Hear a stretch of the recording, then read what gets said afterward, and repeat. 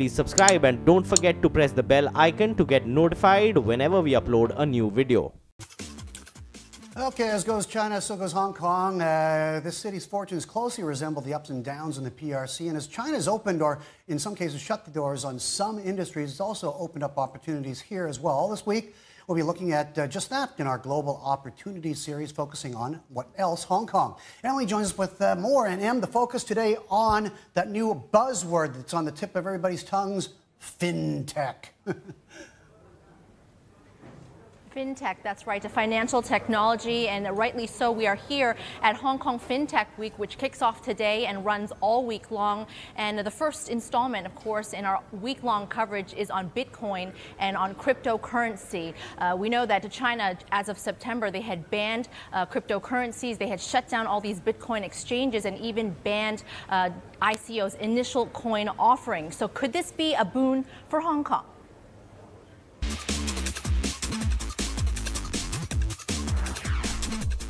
Bitcoin, Ethereum, Ripple, you name it. The rise of cryptocurrency and blockchain technology are generating a number of new opportunities for Hong Kong and the rest of the world. Now, Hong Kong is home to more than a dozen cryptocurrency exchange centers, just like this one, where customers can trade their digital currencies for other assets. Jihan Chu, one of the early investors of cryptocurrency in Hong Kong, says the city's investment only makes up a small portion of a space that's worth over $100 billion. But it is quickly emerging as a frontrunner in the cryptocurrency race.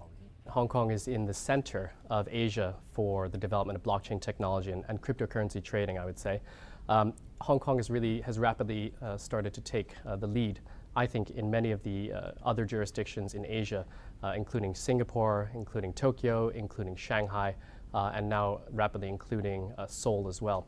But Hong Kong offers a diversity of professional industries that support the growth and utility of blockchain technology. Hong Kong is a gateway to China in many aspects. Could the same be true for Bitcoin and cryptocurrency, but China has banned?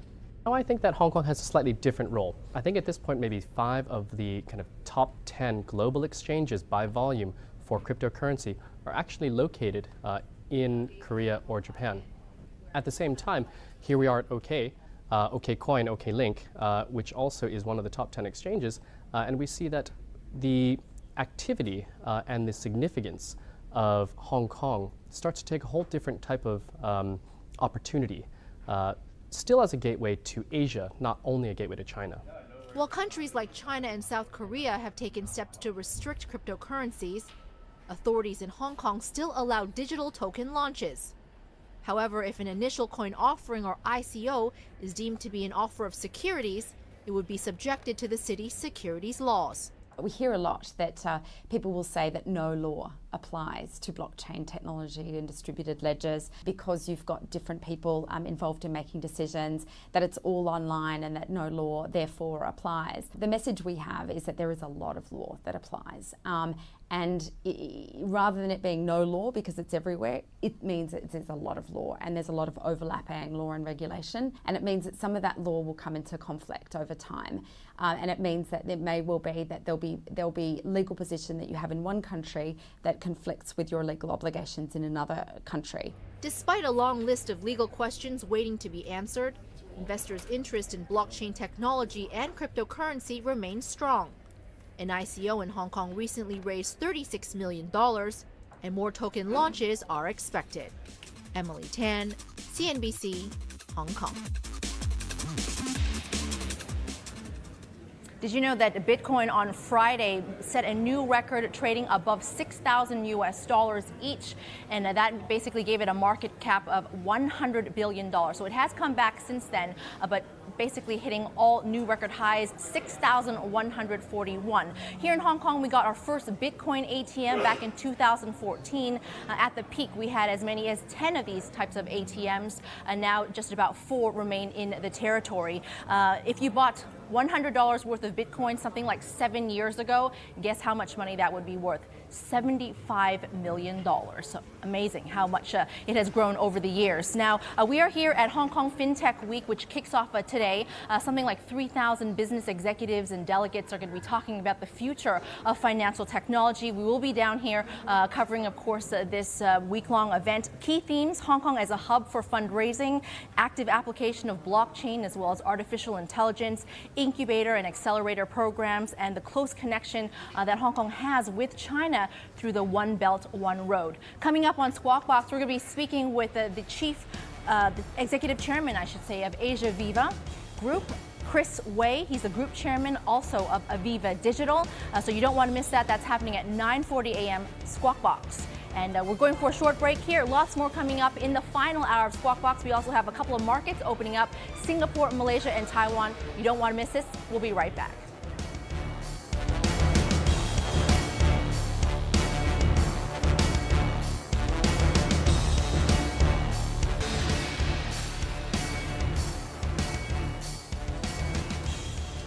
Hour 3 of Squawk on a Monday morning starts right now. I'm Bernie in Hong Kong with the whole team. Here are your headlines. The Nikkei in Japan sharply higher, on track for a record-breaking 15th straight day of gains. Dollar-yen strengthening to what are 3-month highs. Yahoo! At the economic and constitutional reforms. And Elon Musk's Tesla doubling down on China. He reportedly has struck a deal to manufacture his Tesla electric roadsters and cars in the Shanghai Free Trade Zone.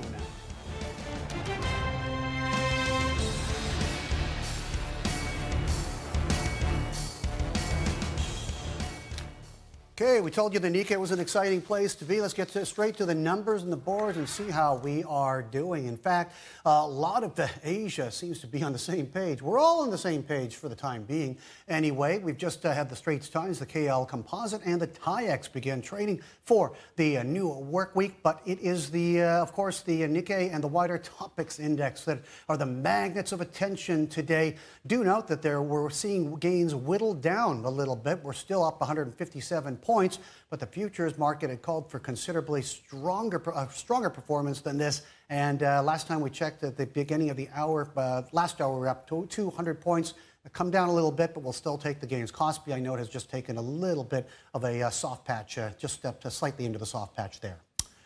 Okay, let's get out to Akiko. The big story today in Japan, Abe's election gambit paying off. The only question is, will he get to that crucial 2/3 majority? Akiko, I guess we need to have the results audited and signed off on before we start waving the pom-poms, right?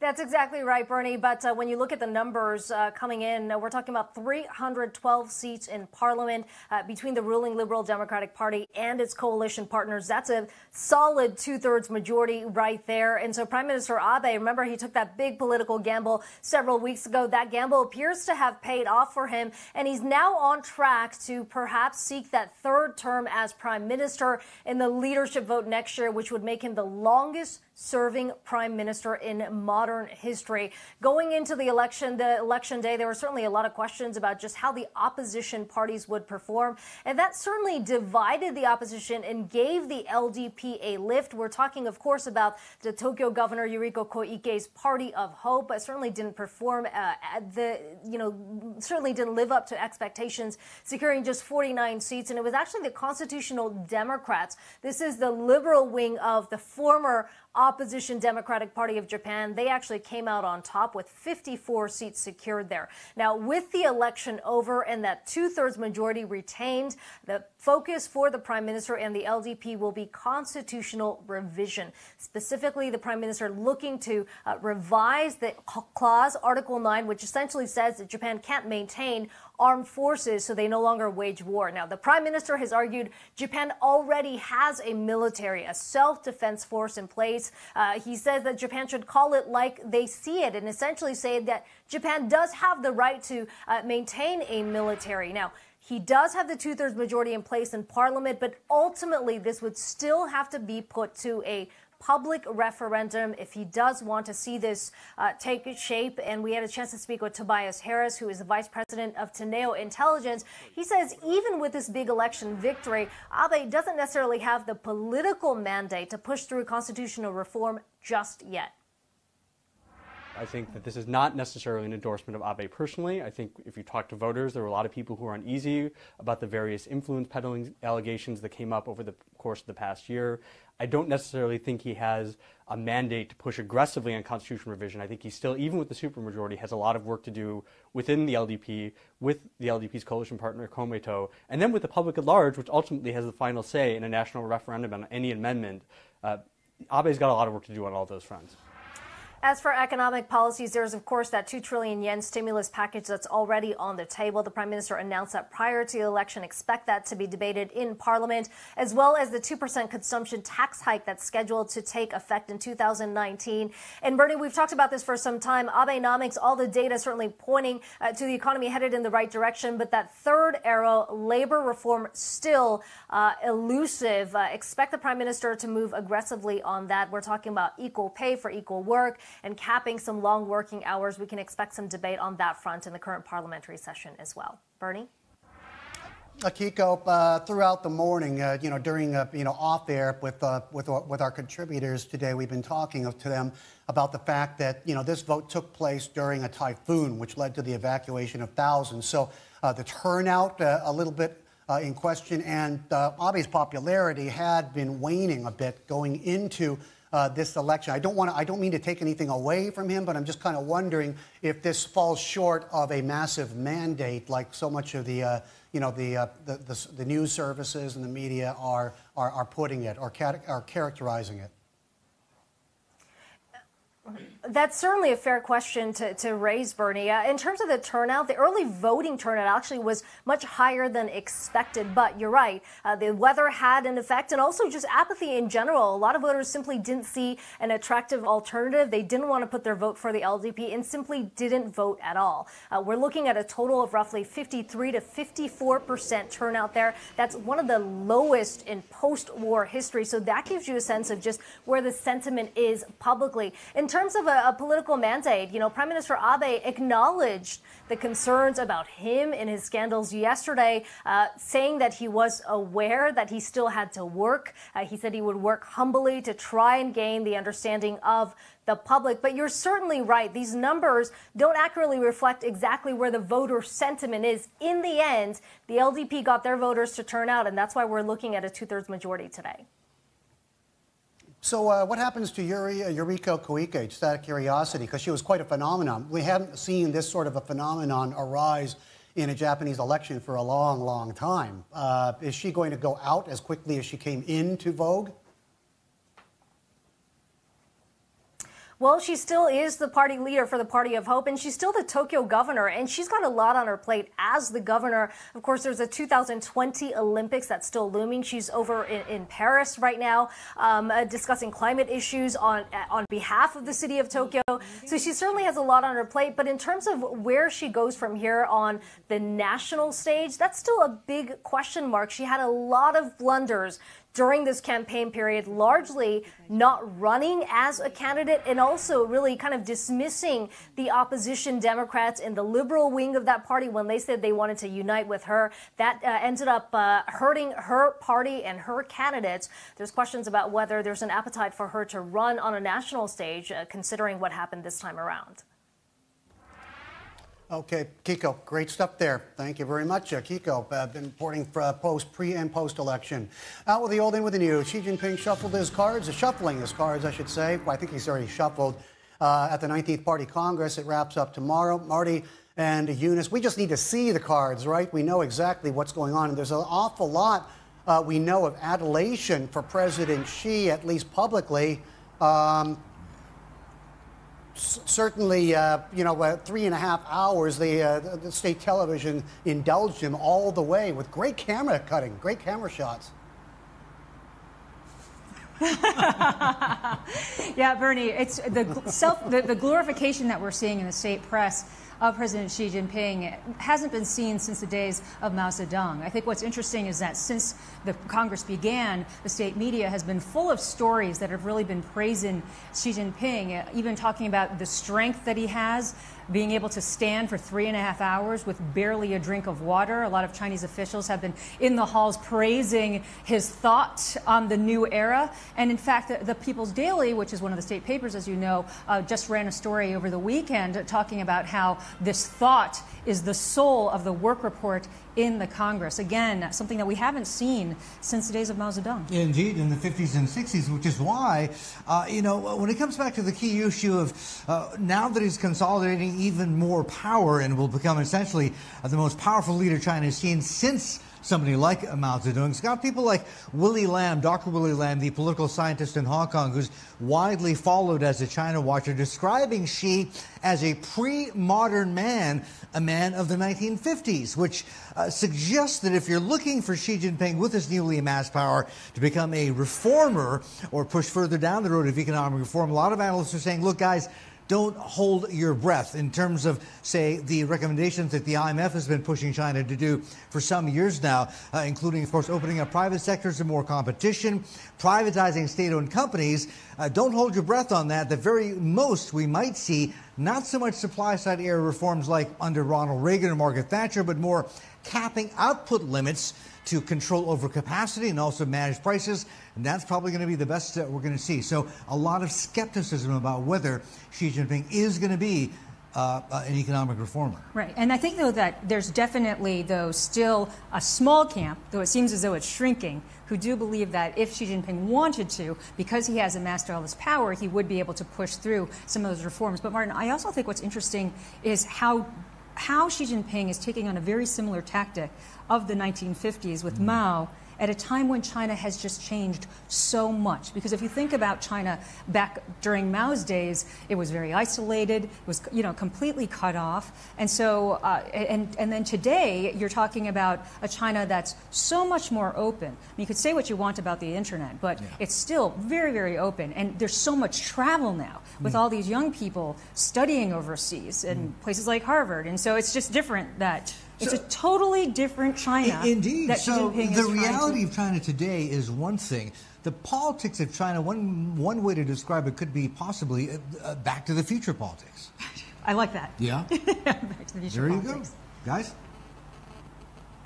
Okay, it's great stuff. And we'll just wait for the names to come out. But Marty, you went through them one by one. I'd be surprised if there's any change, but we'll never say never until it's all done. Thanks, guys. Chinese consumer, hot demand across the world, but we all know it's sometimes not the easiest market to operate in. That's not deterring Tesla, though.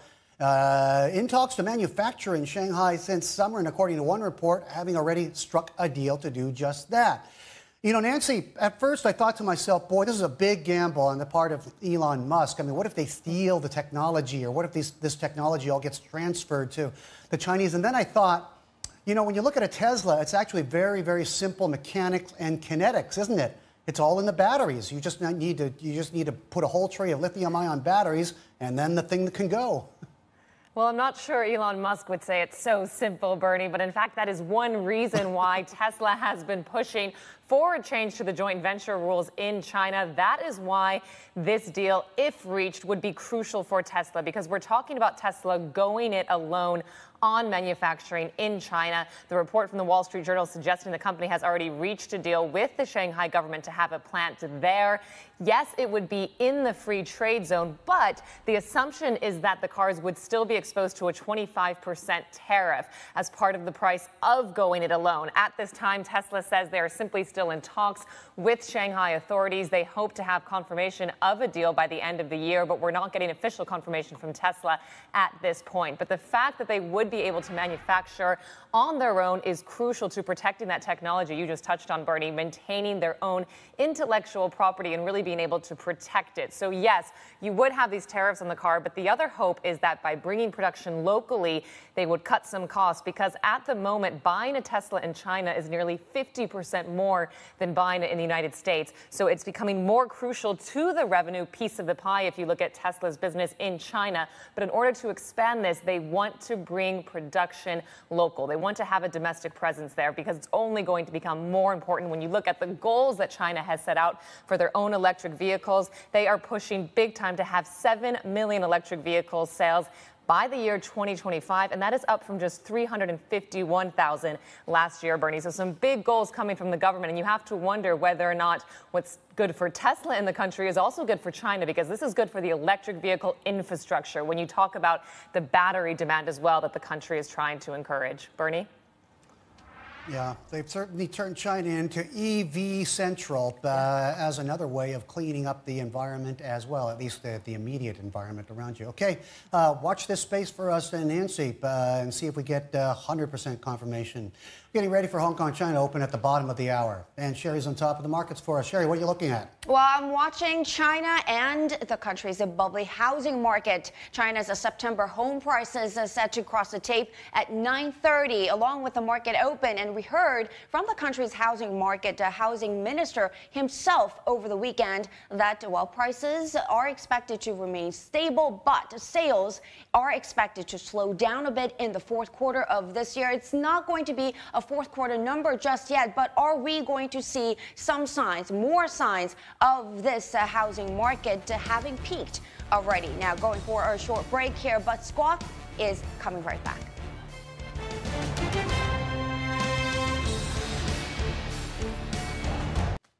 China's housing minister says the Chinese market is stable. He was speaking on the sidelines of China's Party Congress.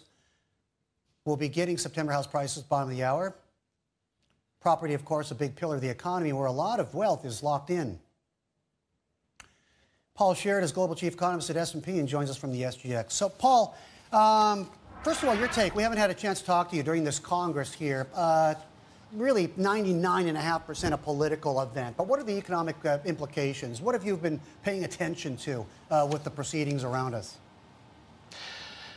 Hi, Bern. It's good to be talking again. Yeah, I mean, the key issue I think everyone is looking for is how will government policy, and particularly policy towards reform, change after the Congress. And, of course, people will be looking at the personnel decisions in particular to see, you know, whether there's anything in the tea leaves there. But we probably won't know the answer to that question for, you know, for a few weeks, if not months. But that's really the question. You know, has Xi Jinping been consolidating himself and preparing to unleash a little bit more in terms of reform momentum in his second term? I guess that's the big question. Right. Did you find what she was saying an exercise in contradictions? You know, that the state, that the government will lead the way, but they want more reform and freeing up of the economy. How do you have your cake and eat it too? Well, every economy really is some kind of mixed economy, you know, some mix of markets and government. And I think obviously in China's case, there's probably a little bit more government, obviously, coming from where they're coming from. But I think again, it's kind of almost inevitable that there is going to be some tension between the two. And I think, you know, the question over the longer term is what kind of model is China moving to, and how will it strike that mix between the state and between the market? I think market participants are looking for that division or that border to shift more in the market's direction. But you know, that's not a given by any means. Right. Let's turn our attention now to the, of course, the vote, the election that's concluded. We're just waiting for confirmation that Abe really won this one by a landslide. What are the implications here for the economy in your view? Well, again, it's a similar kind of story.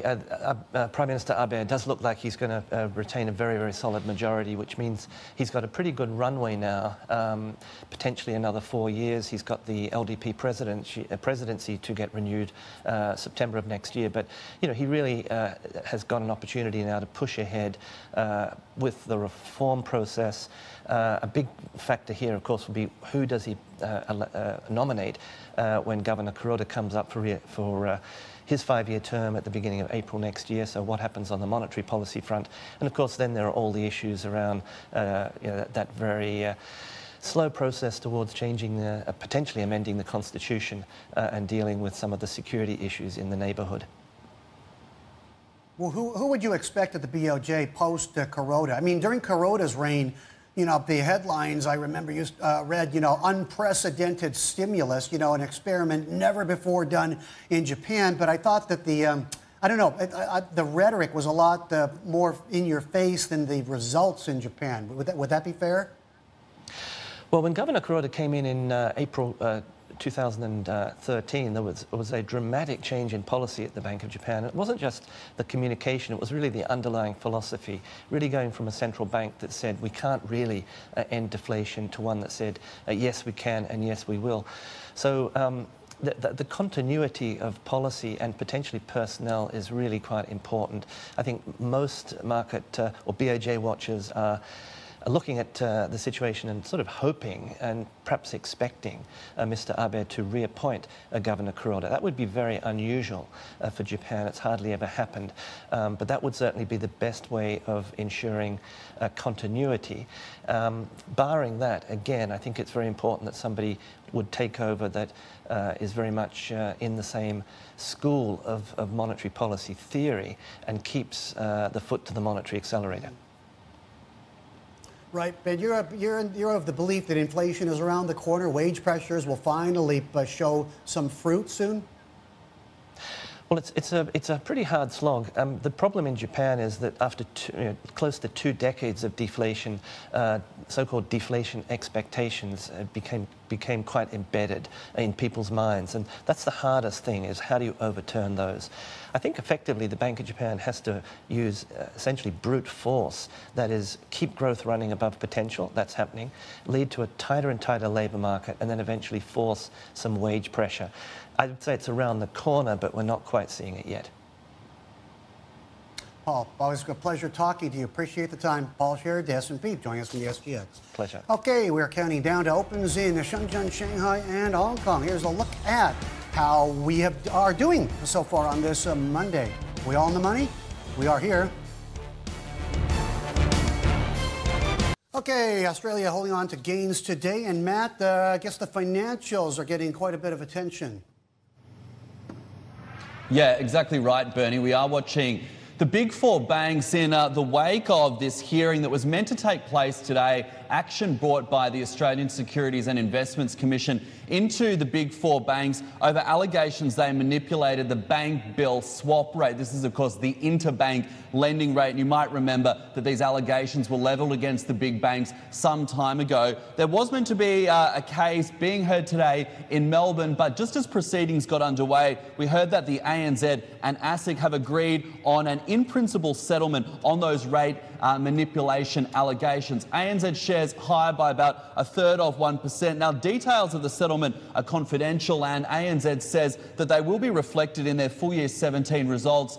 We do get numbers out from ANZ a little bit later on towards the end of this week. But as such, ASIC has asked the court now for a 48-hour period of respite. They've asked the court to stand down for 48 hours so they can presumably speak to the other lenders. That was Westpac and the NAB that were going to be fronting court as well today to see if there's any way that they can reach some sort of negotiation or settlement with them, or just determine where the case is going to go from here in light of that decision by ANZ to settle the case. Bernie, back to you.